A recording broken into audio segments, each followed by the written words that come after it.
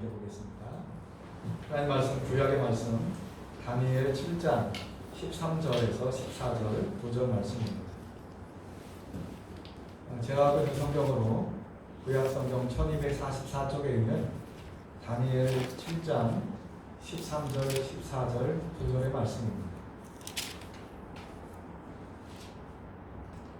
내가 또 밤 환상 중에 보니 인자 같은 이가 하늘구름을 타고 와서 예초부터 항상 계신 이에게 나와 그 앞으로 인도되며 그에게 권세와 영광과 나라를 주고 모든 백성과 나라들과 다른 언어를 말하는 모든 자들이 그를 섬기게 하였으니 그의 권세는 소멸되지 아니하는 영원한 권세요 그의 나라는 멸망하지 아니할 것이니라. 아멘. 신약의 말씀 요한계시록 1장 4절에서 8절 말씀입니다. 신약성경 398쪽, 399쪽에 있는 요한계시록 1장 4절에서 8절입니다. 요한은 아시아에 있는 7교회에 편지하노니 이제도 계시고 전에도 계셨고 장차 오실 이와 그의 보좌 앞에 있는 7영과 또 충성된 증인으로 죽은 자들 가운데서 먼저 나시고 땅의 임금들의 머리가 되신 예수 그리스도로 말미암아 은혜와 평강이 너희에게 있기를 원하노라. 우리를 사랑하사 그의 피로 우리 죄에서 우리를 해방하시고 그의 아버지 하나님을 위하여 우리를 나라와 제사장으로 삼으신 그에게 영광과 능력이 세세토록 있기를 원하노라. 아멘. 볼지어다 그가 구름을 타고 오시리라. 각 사람의 눈이 그를 보겠고 그를 찌른 자들도 볼 것이요 땅에 있는 모든 족속이 그로 말미암아 애곡하리니 그러하리라. 아멘. 주 하나님이 이르시되 나는 알파요 오메가라. 이제도 있고 전에도 있고 있었고 장차 올 자요 전능한 자라 하시더라. 아멘. 오늘도 성부와 성자 성령 삼위일체 하나님의 은혜와 평강이 여러분과 함께 하시길 바랍니다. 영국의 유명한 작가인 J.R. 톨킨의 소설 반지의 제왕이 피터 잭슨 감독에 의해서 시리즈 영화로 제작이 되었습니다. 이 영화는 전세적인 큰 인기를 얻었는데 그 중에 2003년에 개봉되었던 제3편의 제목이 왕의 귀환입니다. 소설의 대략적 흐름을 살펴보면 마왕인 샤오론은 늘 곤도로 왕국을 위협했습니다. 그런데 마왕 샤오론이 절대반지를 손에 넣게 되면 악의 세력이 세상을 지배하게 됩니다. 그래서 그 절대반지를 영원히 파괴하기 위해서는 반지가 만들어진 불의 산에 용암에 던져넣게 되는데 이것을 위해서 9명의 반지 원정대가 조직이 됩니다. 그 9명의 반지 원정대 가운데 한 사람이 바로 곤도로 왕국의 끊어진 왕조의 후손이었던 아라곤입니다. 곤도로 왕국에는 언젠가 그들의 왕이 왕국으로부터 와서 악의 세력을 멸하고 왕국을 구원해 줄 것이라는 예언이 전해져 내려오고 있었습니다. 그 예언대로 아라곤은 반지 원정대의 상가에서 악한 군주 샤오론의 군대와 싸워서 승리하게 되고 우여곡절 끝에 반지는 불의 산 용암 속에 던져지게 됩니다. 그래서 결국 왕의 이 악의 세력은 사라지고 곤도로 왕국의 평화가 찾아오게 됩니다. 바로 이때 아라곤은 곤도로 왕국을 구원할 왕의 모습으로 귀환하게 됩니다. 마침내 한 왕이 나타나서 곤도로 왕국을 악의 세력으로부터 구원해 줄 것이라는 예언이 이루어진 것입니다.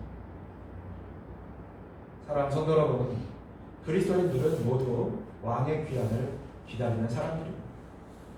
왕이신 예수 그리스도께서 다시 오실 것을 기다리며 사단의 모든 도전을 물리치기 위해서 싸우는 왕의 군사들입니다. 왕은 우리가 기대할 수 없고 희망할 수 없는 상황에서 오십니다. 2000년 전 많은 사람들이 멋진 궁전에서 힘 있는 사람들의 축복 속에 태어날 것이라고 생각했던 왕은 말구 위에서 가장 낮고 가난한 사람들 중에 가장 낮은 모습으로 이 땅에 오셨습니다. 오늘 만약 주님께서 이 땅에 오신다면 어떤 모습으로 오실까요? 하늘구름을 타고 주위의 불만과 불병거를 탄 천군 천사의 호의를 받으시면서 모든 사람들이 두려워 떨며 맞아들이고, 아니면 오늘도 여전히 2000년 전과 같이 그렇게 서리 없이 낮고 낮은 곳으로 찾아오실 겁니다. 확실한 것은 왕의 귀환은 지금까지의 상황을 완전히 역전시키는 놀라운 변화를 담고 있다는 사실입니다. 오늘은 교회력의 마지막 주일인 왕이신 그리스도 주일입니다. 오늘 말씀을 통해 세상 왕들의 왕이신 그리스도 예수님께서 어떤 분이신지를 살펴보려고 합니다. 오늘 본문인 요한계시록 1장 5절에 보면 땅의 임금들의 머리가 되신 예수 그리스도라고 표현하고 있습니다. 예수 그리스도께서 땅 위의 왕들의 지배자라고 하는 고백입니다. 초대교회 성도들은 황제를 하나님이 육체적으로 현현한 하나님의 아들로 숭배하도록 황제 숭배를 강요받고 있었습니다. 이런 상황에서 성도들은 바로 로마 황제 대신 예수 그리스도께서 이 세상의 왕이라고 믿고 그분을 알파요 오메가라고 고백했습니다. 세상 권세도 예수 그리스도에게서 나온다는 믿음이었습니다. 오늘날 과연 우리는 예수 그리스도를 우리의 왕으로 고백하며 살아가고 있습니다. 그분께서 우리의 왕이시라면 우리는 그분의 말씀에 복종하고 그 말씀대로 살아가야 하는 것입니다. 오늘 말씀을 통해서 그리스도 예수께서 어떤 분이신지를 우리에게 말씀하시는 하나님의 음성을 듣기를 원합니다. 첫 번째로 그리스도께서는 세상 왕들의 왕이십니다. 유대인들은 자신들은 하나님의 택한 선민이고 장차 메시아가 와서 강대한 나라를 이루게 할 것이라는 소망을 가지고 살았습니다. 그런데 그들의 현실은 주변 제국들에 의해서 나라가 멸망당하고 포로로 잡혀가 열강의 지배와 탄압을 당하는 아주 비참한 상황이었습니다. 이런 상황 속에서 묵신문학이 등장하게 되는데 하나님께서 전적으로 개입하심으로 자신들의 억압하는 불의의 세력을 심판하시고 하나님의 백성을 회복시켜 주실 것이라고 하는 소망의 비전이었던 것이죠. 요한계시록도 이런 묵시문학적인 배경에서 살펴볼 수가 있습니다. 사도 요한이 요한계시록을 쓸 당시는 주후 90년경인데 로마의 도미티아누스 황제의 핍박이 아주 극심하던 때였다고 합니다. 당시 로마 제국은 로마 황제를 신으로 숭배하는 소위 황제 숭배 의식이 있었습니다. 로마의 초대 황제로 알려진 옥타비아누스를 아우구스투스라고 불렀는데 이 아우구스투스라는 말은 위대한 자라고 하는 칭호를 받으면서 그를 신으로 숭배되었고 그와 함께 여신 로마라고 하는 신을 숭배하는 신전까지 있었습니다. 이렇게 황제 숭배를 강요함을 통해서 로마는 제국주의적인 힘을 과시하고 있었던 것이죠.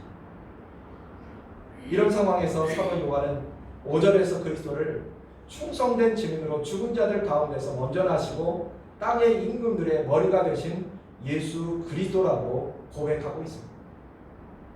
고난받은 종으로서 그리스도께서 죽음에 이르는 핍박을 당하시지만 아버지에 대한 신실한 증인으로 참고 견디셨습니다. 부활의 첫 열매로 죽은 자들 가운데 먼저 일어나 신실한 증인으로 인정받으셨습니다. 험한 번세를 이기시고 우주의 통치자로 하나님 보좌 우편에 오르셨습니다. 이처럼 사도 요한은 유대인 목수의 아들로 태어나서 나사렛에서 자라시고 갈릴리 주변에서 활동하신 예수님을 땅의 모든 임금들의 임금이라고 고백하고 있습니다. 이는 세상의 나라들을 다스리는 모든 권세들을 위해 계신 권세로 그들을 다스리는 왕으로 고백하고 있는 거죠. 그러니까 세상을 통치하고 있는 것은 로마의 제국적 힘이 아니라 예수님의 희생적 사랑이 이 세상을 다스리고 있다는 거예요. 이런 고백은 당연히 로마 제국과 정면으로 충돌할 수밖에 없었습니다. 그리스도인들은 이러한 종교 사회적인 상황 속에서 막강한 제국적인 힘과 십자가에서 죽으신 예수님 사이에서 정체성과 가치관의 혼란을 겪고 있었던 거예요. 이때 요한계시록 1장 1절은 이렇게 시작합니다. 예수 그리스도의 계시. 계시라는 말은 뭡니까? 감춰져 있는 것을 열어서 보여준다라고 하는 뜻입니다. 그 계시의 내용입니다. 하나님이 그에게 주사 반드시 속히 일어날 일들을 그 종들에게 보이시려고 그의 천사를 그 종 요한에게 보내어 알게 하신다. 그렇다면 예수 그리스도 안에서 속히 일어날 일들은 무엇일까요? 그것은 로마의 황제 숭배를 통해 정당화되는 제국주의적인 힘의 가치관이 심판을 받게 되는 것입니다. 그리고 그리스도의 진리를 따르는 교회가 승리하게 되는 것입니다. 사랑하는 성도 여러분, 오늘날 교회는 세상의 모든 권세들을 위해서 그들을 통치하시는 왕이 있음을 믿습니다. 왜냐하면 교회는 예수님을 하나님의 아들로, 주님으로, 그리스도로 고백하는 사람들의 공동체이기 때문이죠. 5절과 6절을 다시 보겠습니다. 또 충성된 증인으로 죽은 자들 가운데서 먼저 나시고 땅의 임금들의 머리가 되신 예수 그리스도로 말미암아 은혜와 평강이 너희에게 있기를 원하노라. 우리를 사랑하사 그의 피로 우리 죄에서 우리를 해방하시고 그의 아버지 하나님을 위하여 우리를 나라와 제사장으로 삼으신 그에게 영광과 능력이 세세토록 있기를 원하노라. 아멘. 이렇게 찬송합니다. 여기서 사도 요한은 예수님께 영광을 돌리는 이유를 세 가지로 표현하고 있습니다. 첫째는 우리를 사랑하셨기 때문에, 두 번째는 그의 피로 우리를 죄에서 해방시켜 주셨기 때문이죠. 그리고 세 번째는 우리를 나라와 제사장으로 삼으셨습니다. 따라서 교회가 땅의 모든 임금들을 위해서 세상을 다스리시는 그리스도를 믿고 고백한다는 것은 교회는 세상의 권세자들이 따르는 길과 지배 방식과 다르니 예수 그리스도께 순종하는, 예수 그리스도의 권세에 순종하는 사람들이라고 하는 것이죠. 그래서 골로새 교회에 사도 바울이 이렇게 편지합니다.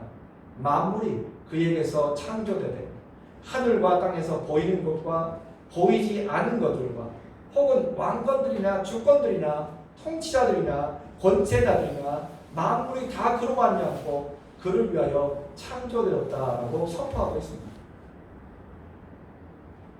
오늘날 많은 교회들이 세상의 권세들이 행하는 힘과 번영, 통제의 지배 방식을 따르고 있습니다. 그럼으로써 교회가 세상의 권세의 노예가 되려고 스스로 자처하는 것이죠. 인간 역사의 영원한 승리자가 그리스도가 아니라 세상 권세의 지배 방식이라고 선전하는 것처럼 보입니다. 그러나 예수 그리스도께서 세상을 다스리시는 임금이십니다. 그리스도께서 모든 권세들을 판단하십니다. 성자 예수님께서는 충성된 증인이시며 사망 권세를 이기신 왕이시며 불의한 역사를 바로잡고 고통당하는 백성들을 건지실 구원자십니다. 그의 피로 죄의 권세를 해방하셨고 주의 나라를 실현할 나라와 제사장으로 우리를 삼아 부르셨습니다. 그러므로 우리는 그 부르심을 따라서 변혁과 증언의 주체로 이 땅 가운데 살아가야 할 것입니다. 두 번째로 그리스도께서는 세상을 심판하러 오십니다. 인류 역사에 있어서 왜 제국주의적인 힘의 논리가 아닌 예수 그리스도의 진리가 영원한 승리자일까? 7절을 보시기 바랍니다. 볼지어다 그가 구름을 타고 오시리라. 각 사람의 눈이 그를 보겠고 그를 찌른 자들도 볼 것이요 땅에 있는 모든 족속이 그로 말미암아 애곡하리니 그러하리라. 아멘. 그리스도께서 구름을 타고 오신다는 것은 다니엘의 묵시를 빌리고 있습니다. 오늘 읽은 구약의 말씀 다니엘 7장 13절 14절입니다. 내가 또 밤 환상 중에 보니 인자 같은 이가 하늘 구름을 타고 와서 예적부터 항상 계신 이에게 나와 그 앞에 인도되매 그에게 권세와 영광과 나라를 주고 모든 백성과 나라들과 다른 언어를 말하는 모든 자들이 그를 섬기게 하였으니 그의 권세는 소멸되지 아니하는 영원한 권세요 그의 나라는 멸망하지 아니할 것이라고 말씀했습니다. 다니엘은 네 짐승을 본 후, 즉 유다를 둘러싸고 있는 지배하는 네 권력인 바벨론과 페르시아, 그리스, 로마를 본 다음에 인자 같은 이가 구름을 타고 오는 것을 보았습니다. 구름을 타고 오시는 이는 참되시고 영원한 통치자를 말합니다. 요한은 그가 구름을 타고 다시 오리라고 선포하면서 예수 그리스도께서 다시 오실 때 참되고 영원한 통치권을 갖고 오실 것을 선포하고 있습니다. 그리고 7절에 보면 각 사람이 눈이 그를 보겠고 그를 찌는 자들도 볼 것이요라고 말씀하고 있는 것입니다. 그리스도를 대적하는 이 세상의 어두운 권세와 질서들이 심판을 받고 멸망당하게 될 것입니다. 사랑하는 성도 여러분, 그리스도께서는 8절에 장차 오시리라고 소개되고 있습니다. 장차 오신다는 말은 앞으로 오셔서 세상을 심판하신다는 말입니다.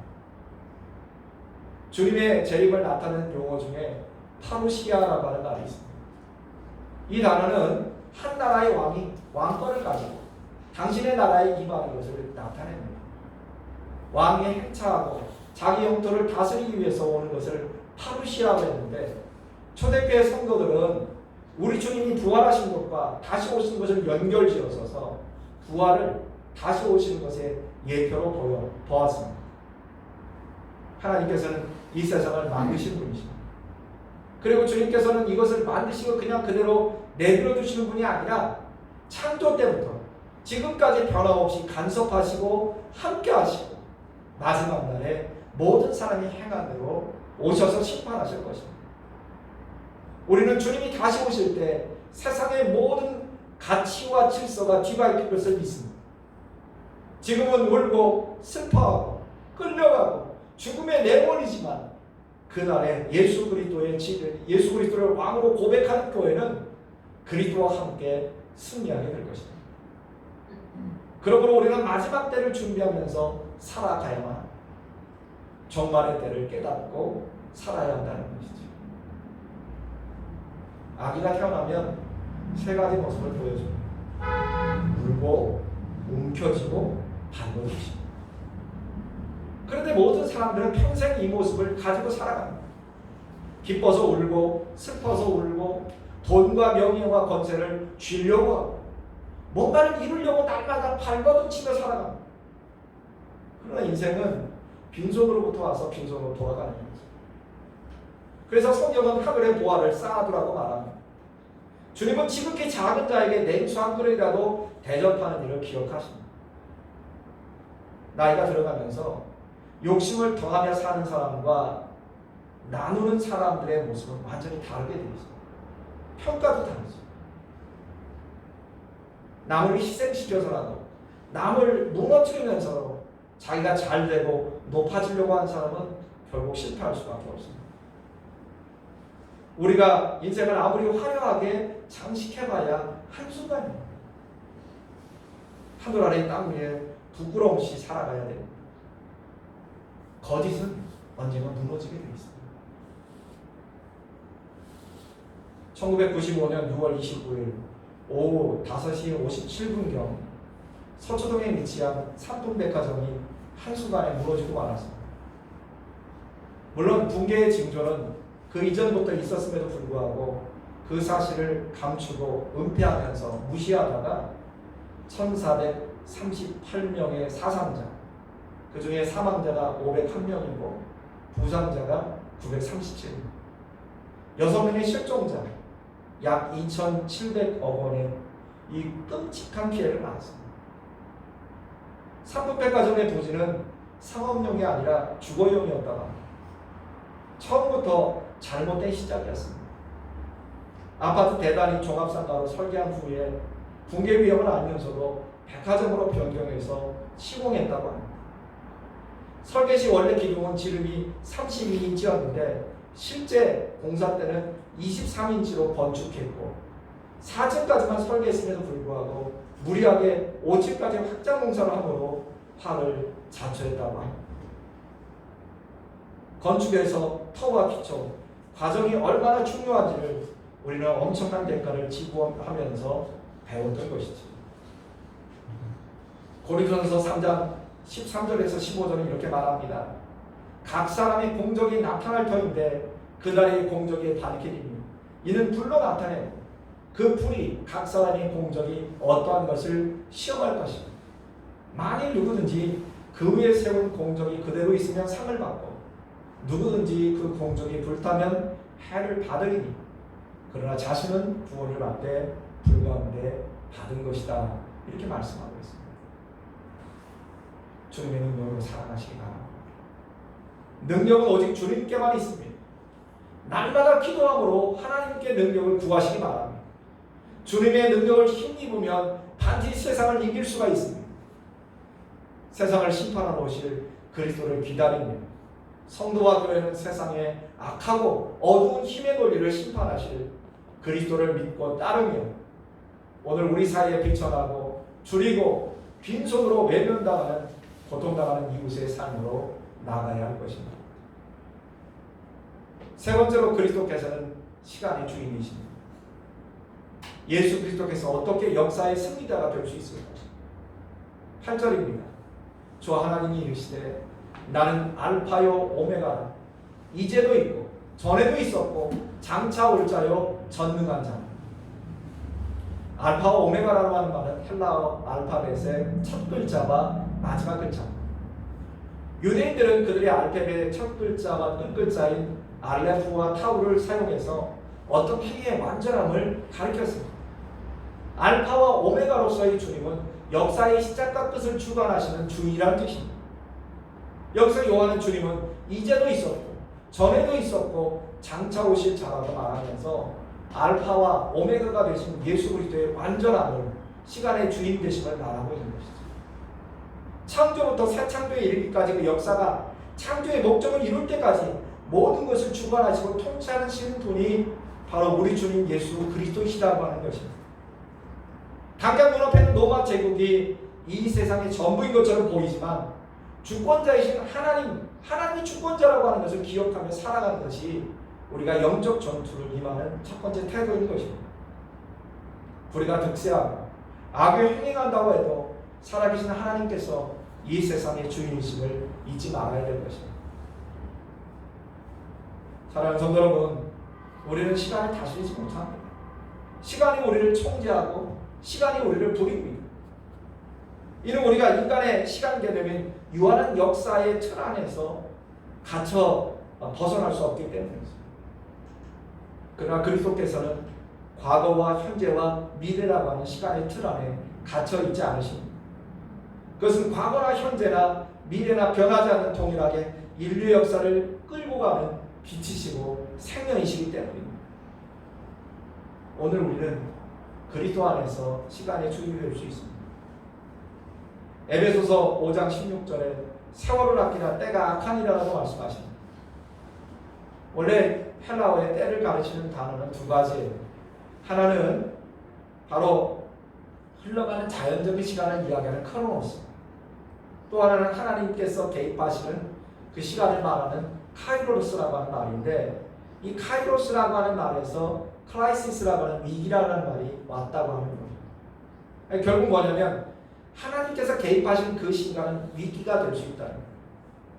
근데 여기서 때가 악하니라라고 얘기하는 말씀은 뭘까요?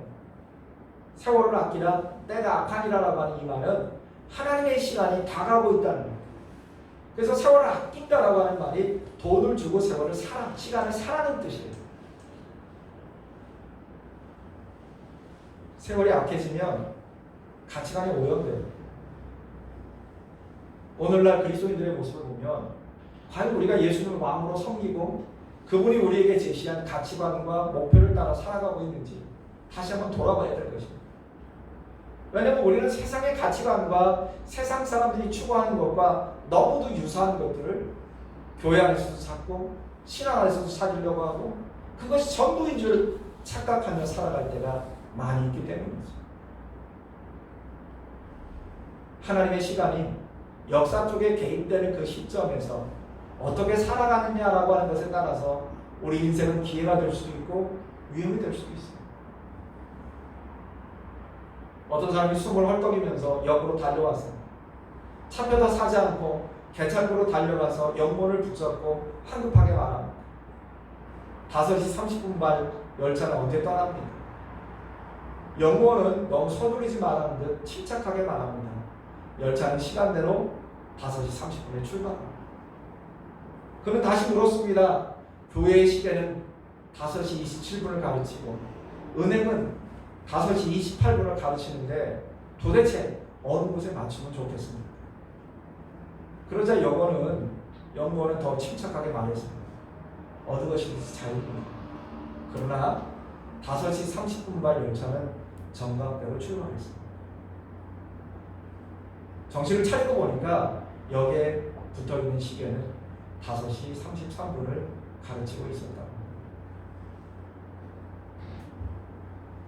우리 그리스도인들이 예수 그리스도 안에서 거듭난 삶을 살아간다는 얘기는 더 이상 크로노스의 시간에 매여있는 시간의 종이 아니라 그 자리에서 떠난다는 거예요. 그래서 카이로스의 시간의 자리로 옮겨가는 거죠. 그래서 그리스도 예수를 통해서 우리는 시간의 이동을 경험하게 됩니다. 시간을 부리고 새로운 시간을 열어가며 그럼으로써 거짓된 세상의 가치와 번제를 조롱하고 그리스도의 승리를 축하하게 되는 것이죠.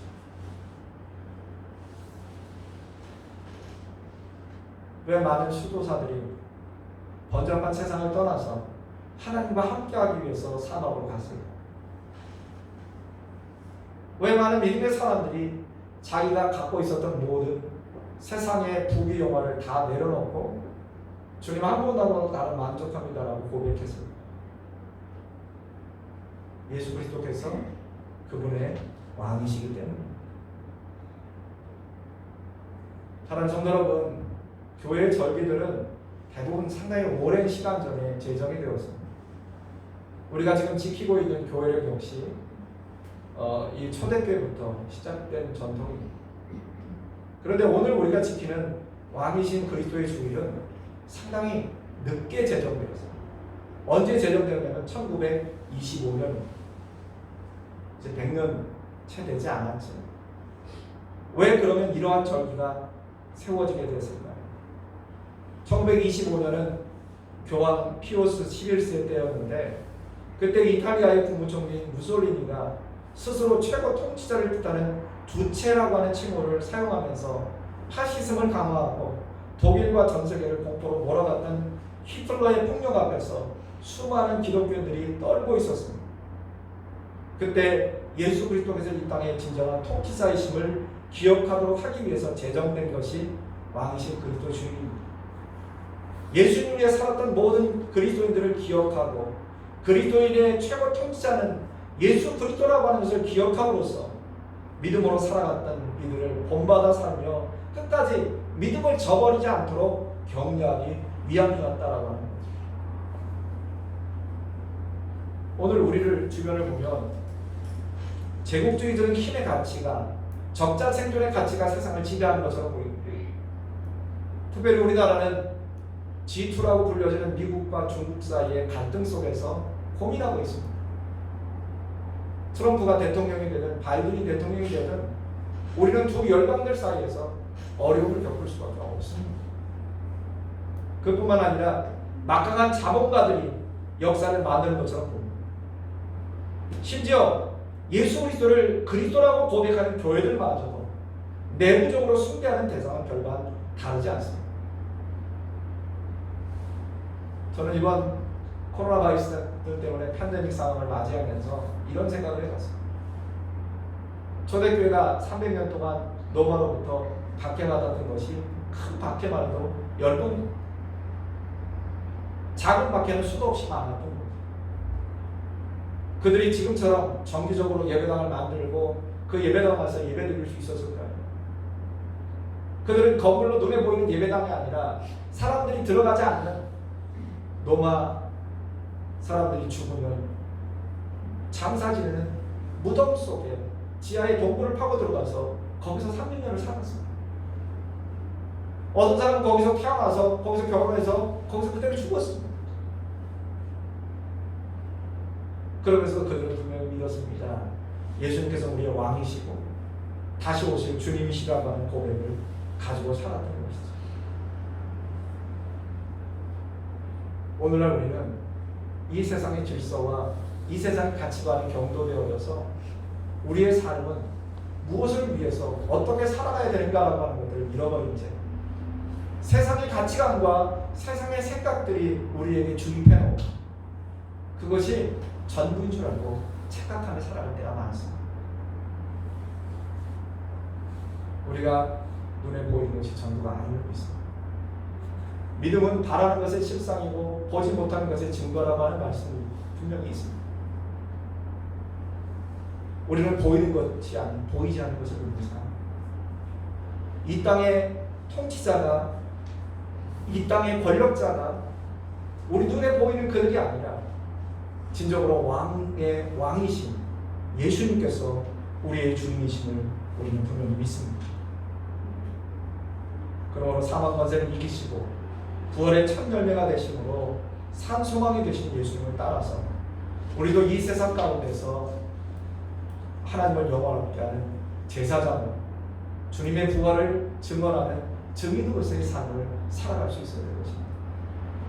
오늘 왕이신 그리스도를 성경은 이야기하면서 우리를 부활의 증인, 다시 오실 주님의 증인으로 그리고 하나님 나라의 제사장으로 삼으셨다고 말씀하셨습니다. 온 우주 만물에 대한 주권을 가지고 사탄을 이기시고 마지막 때 재림하셔서 악한 세력을 심판하실 예수 그리스도, 그분이 세상 왕들의 왕이심을 믿고 우리는 시련의 때에 타협하지 않고 인내하면서 마지막 승리함을 통해 새 하늘과 새 땅의 복을 누릴 수 있는 저와 여러분들 되시기를 축원합니다. 기도하겠습니다. 사랑의 하나님 아버지, 오늘 말씀을 통해 예수 그리스도에 대해서 확실하게 알게 해주셔서 감사합니다. 세상에서 살아가며 세상 왕만 바라보며 살 때가 많았습니다. 우리의 진정한 왕은 세상 왕들의 왕이신 예수 그리스도이심을 깨닫게 하시고 오직 예수님만을 믿고 의지하며 기다리며 살아가게 하여 주시옵소서. 예수 그리스도의 이름으로 기도드리옵나이다. 아멘.